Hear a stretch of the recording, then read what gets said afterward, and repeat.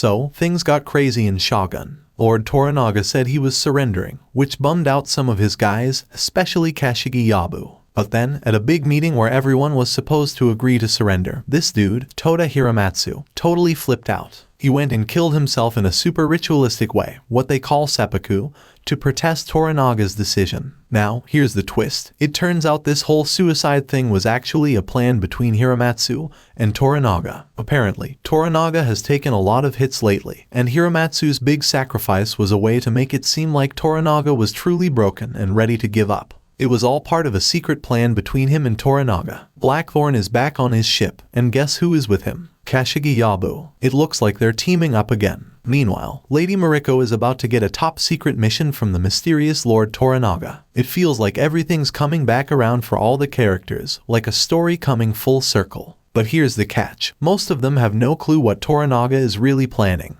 Those deaths of his son and advisor. They were all part of his big master plan, buying him precious time for something even bigger. This old dude is playing some serious chess, and no one else has seen the whole board yet. Who knew things were so complicated in Shogun? At first, it looked like Toda Hiramatsu killed himself because he couldn't stomach surrendering with Lord Toranaga. Hiramatsu wasn't down with bowing down to Ishido, and he wasn't alone, other bigwigs felt the same. It got pretty intense between Hiramatsu and Toranaga, who'd been tight since Toranaga was a kid. Hiramatsu had always been Toranaga's right-hand man in battle, so this fight was a huge shock. If Hiramatsu disobeyed a direct order from Toranaga, he'd basically have to kill himself anyway. Even crazier, his son, Toda Buntaro, even wanted to join him. Hiramatsu's suicide was a secret plan with Toranaga to convince Ishido that Toranaga was totally down for surrender. Talk about a convincing performance, all the cough Lord Toranaga has been doing, and the show of weakness like someone who is about to die. Hiramatsu's sacrifice totally sold it.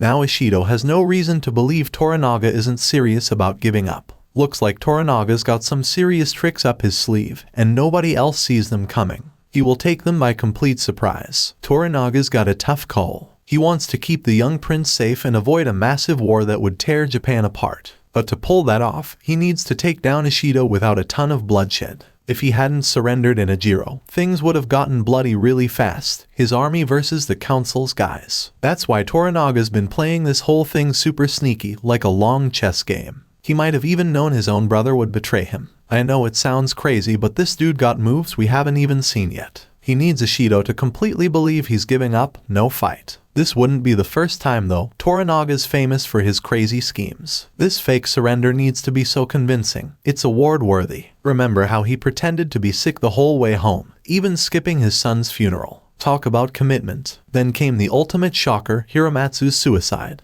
Now Ishido thinks he has won for sure, leaving Toranaga free to make his real move. Toranaga's real battle plan is still a mystery in Shogun, but there are clues. We know Lady Mariko is key too. She just met with Toranaga, who spilled the beans about Hiramatsu's sacrifice being a big act. Looks like Mariko might be the only other person who knows Toranaga's secret plan, which means her role is super important. Toranaga is about to give her a big mission, one that could decide the fate of Japan. And Mariko, she's totally on board, ready to do whatever it takes to help Toranaga win this thing. Blackthorn and Shogun can't catch a break. Ever since his crew got captured, he's been trying to get back with them. Even becoming Lord Toranaga's right-hand man didn't help. But after Toranaga's fake surrender, Blackthorn finally gets to see his guys again. Except, things get awkward fast. Turns out, his crew blames him for everything that happened. One look and Blackthorn knows a reunion is out of the question. Rough times for our favorite pilot. He tried to ditch Toranaga and join forces with Kashigi Yabu,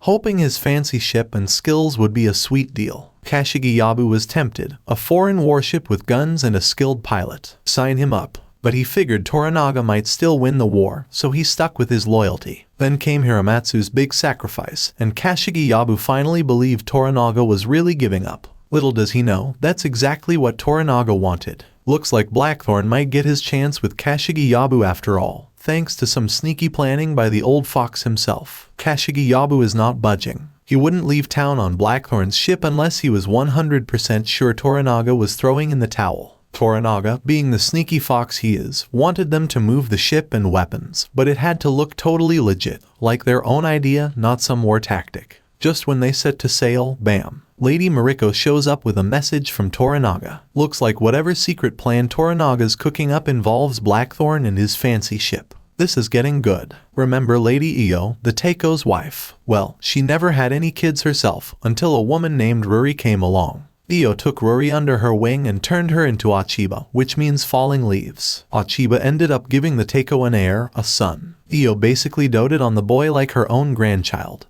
But things with Achiba were complicated. It's not clear if Achiba even liked Io by the end. One thing is for sure, Achiba knows she's been used her whole life, but that doesn't mean she'll just sit back and take it anymore. We finally see Lord Toranaga letting out all his emotions after faking it for so long. Remember his son who died? Turns out it really hit him hard, but he had to hide it. Toranaga pretended to be super sick, even missing his son's funeral. All to make it seem like he was totally gonna surrender. His son's death, whether it was an accident or also planned, actually helped him out. It bought him more time to play the weak old man role. Between losing his son and all this pretending, Toranaga has taken a lot of hits. But there's no way he's giving up now. This dude's got a fire in his belly, and nobody can face that fire once it's out. Tell us what you think about this episode in the comments section. And don't forget to like and subscribe to our channel for more interesting reviews.